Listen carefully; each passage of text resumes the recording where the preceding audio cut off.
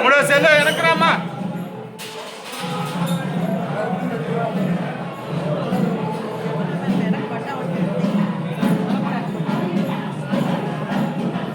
శైశవారుణే విద్యాత్ పరమేశ్వరం ప్రతిష్ఠిత బ్రహ్మవచ్చసేన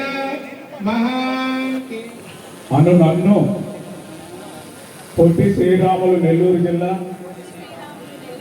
నెల్లూరు నగరం రంగనాయకులపేటలో వేంచేసి ఉన్న నేను నా శక్తి సామర్థ్యం వినియోగించి విశ్వాసపూర్వకంగా విచక్షణ మళ్ళీ ఈ రాష్ట్రంలో విధ్వంసం సృష్టించడానికి మళ్ళీ ఒక ప్రయత్నం చేస్తున్నారు. గతంలో ఎప్పుడు లేనటువంటి విధంగా ప్రసాదాలు అన్ని బాగున్నా ప్రసాదం బాగలేదు.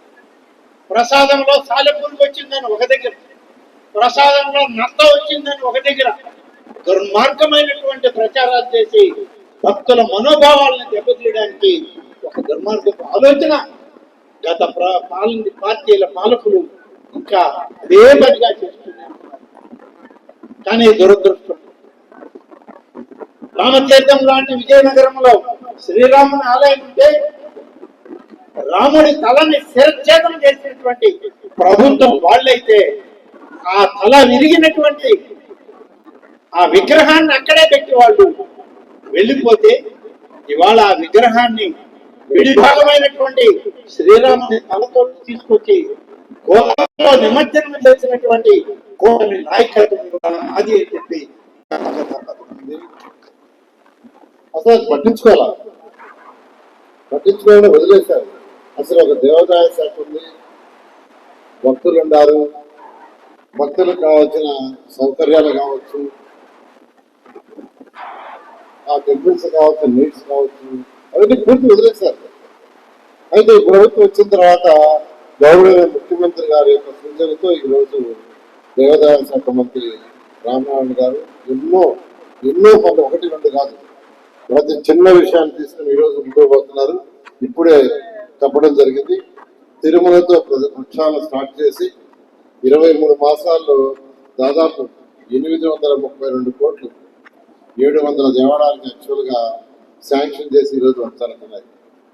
అంతేకాకుండా 50,000 కంటే తక్కువ ఆదాయం ఉండే, అంటే సంవత్సరానికి 50,000 కంటే తక్కువ ఆదాయం అంటే సంవత్సరానికి 20,000 30,000 వచ్చే టెంపుల్స్ లో అక్కడ పూజారి కూడా ఉండదు.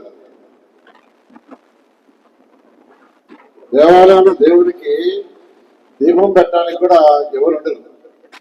దాన్ని యాక్చువల్గా డిస్కస్ చేసి గవర్నర్ ముఖ్యమంత్రి గారు ఈ 50,000 కంటే తక్కువ ఆదాయం ఉన్న ప్రతి టెంపుల్లో ప్రతిరోజు దీపం పెట్టాలి అనే ఉద్దేశంతో 10,000 రూపాయలు అక్కడ ఉన్న పూజారి అకౌంట్ వేసే విధంగా చేశారు. ఇది చాలా చాలా గొప్ప విషయం. అసలు గత ప్రభుత్వం అయితే అట్లా విషయాన్ని ఆలోచించాల, వాళ్ళకి ఆలోచన కూడా రాలా.